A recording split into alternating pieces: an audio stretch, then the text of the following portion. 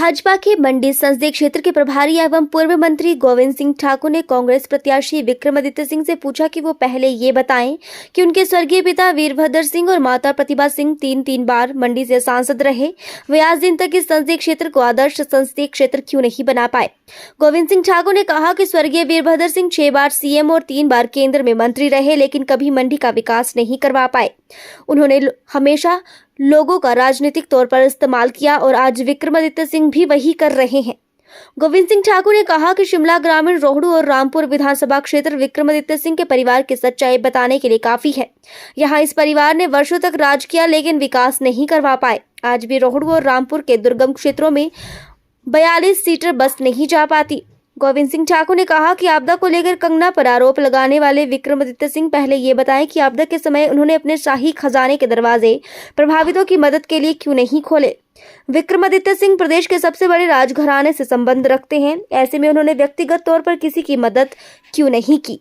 मंडी को smart city बनाने की बात, ये योजना भी भारत के प्रधानमंत्री नरेंद्र मोदी जी लेके आए और उन्होंने ये कहा कि हम देश के 100 शहरों को स्मार्ट सिटी परियोजना के अंतर्गत लाएंगे और उनका हिमाचल के प्रति विशेष स्नेह और प्रेम में रहा कि उन्होंने हमारी राजधानी शिमला और कांगड़ा जिला, हिमाचल का सबसे बड़ा जिला, उसके डिस्ट्रिक्ट हेडक्वार्टर धर्मशाला को स्मार्ट सिटी में शामिल किया और जिसका लगभग 90% कार्य पूर्ण भी किया गया और जिसमें सैकड़ों करोड़ रुपया खर्च किया गया है।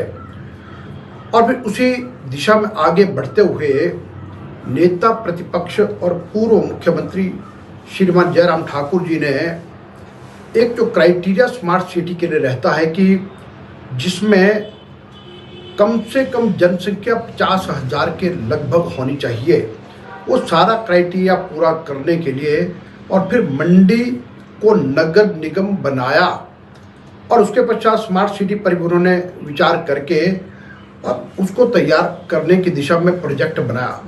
लेकिन उसके साथ यह है कि हिमाचल प्रदेश में कांग्रेस पार्टी की सरकार आई और जिसके कारण से वो सारा प्रोजेक्ट ठंडे बस्ते में डाला है।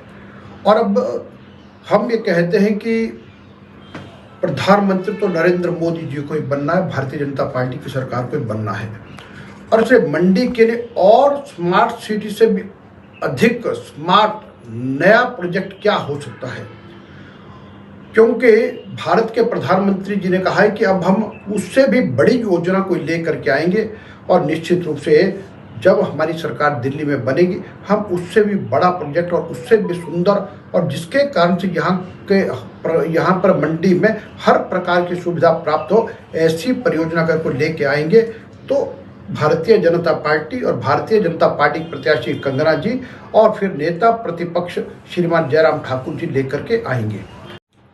विक्रमादित्य सिंह जी बहुत कुछ बोलते हैं और उनको ज़्यादा बोलने की आदत है।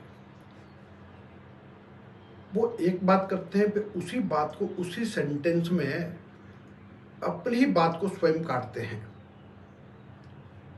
इसलिए विक्रमादित्य सिंह जी की बातचीत को हम कोई ज़्यादा महत्व देते नहीं। उसके पीछे कारण है कि विक्रमादित्य सिंह जी का जो परिवार है वो हिमाचल प्रदेश का सबसे बड़ा राजघराना रहा है। उनके पिता स्वर्गीय वीरभद्र सिंह जी 6 बार हिमाचल प्रदेश के मुख्यमंत्री रहे, 3 बार केंद्र में विभिन्न मंत्रालयों के मंत्री रहे, जिसमें इस्पात मंत्रालय रहा, पर्यटन और सिविल एविएशन रहा, उद्योग विभाग रहा, इन सब के वो मंत्री भी रहे। फिर उनकी धर्मपत्नी श्रीमती प्रतिभा सिंह जी 3 बार हमारी सांसद रही और यदि हम कुल मिला के कहें तो एक लंबा समय उनका यहाँ पर रहा। और आज विक्रमादित्य सिंह जी का एक स्टेटमेंट ये भी आया है कि मैं मंडी लोकसभा क्षेत्र को एक आदर्श लोकसभा क्षेत्र बनाऊंगा। तो मैं कहूँगा कि लगभग 7-8 बार आपका परिवार यानी केंद्र में मंत्री भी रहे और सांसद भी रहे, 6 बार मुख्यमंत्री रहे। तो ऐसे सारे समय में मंडी लोकसभा को आप आदर्श क्यों नहीं बना पाए? आपदा के समय भी विक्रमादित्य सिंह जी आपने और आपकी माता वर्तमान सांसद श्रीमती प्रतिभा सिंह जी ने केवल मात्र राजनीति की है। आप अलग घूमते थे, आपकी माता जी आपके साथ चलते थे और साथ में मुख्यमंत्री सुखविंदर सिंह सुक्खू अलग घूमते थे। और फिर आपके भीतर की राजनीति तो ये थी कि जब आप कुल्लू जिला के दौरे पर आए तो कुल्लू के संसदीय सचिव सुंदर सिंह ठाकुर आपके साथ नहीं जाए। जब आप मनाली के दौरे पर आए श्रीमती प्रतिभा सिंह जी और आप, तब वहां के विधायक भुवनेश्वर गौड़ आपके साथ नहीं थे। यानी कांग्रेस इस प्रकार से राजनीति कर रही थी, उसमें आपस में श्रेय लेने की होड़ थी। और फिर आपने तो कुछ किया नहीं। और फिर मैं ये भी कहता हूँ, आपका एक प्रश्न मैंने और सुना, आपका ये कहना है कि कंगना जी ने आपदा के समय क्या किया, क्या किसी की मदद को हाथ बढ़ाए? तो मैं कहूंगा कि कंगना जी तो अपने काम में लगी थी। उनका एक अलग क्षेत्र था जो फिल्म जगत का क्षेत्र रहा, लेकिन अरे आप तो हिमाचल प्रदेश के सबसे बड़े राजघराने के राजा हैं, जिनके पास अर्थ की दृष्टि से कोई कमी नहीं। क्या आपने कुछ अपने खजाने से भी किसी की मदद की? तो आप कुछ नहीं कर पाए। ये विक्रमादित्य सिंह जी, इनका विजन अगर देखना है तो शिमला ग्रामीण में जाकर के देखना चाहिए।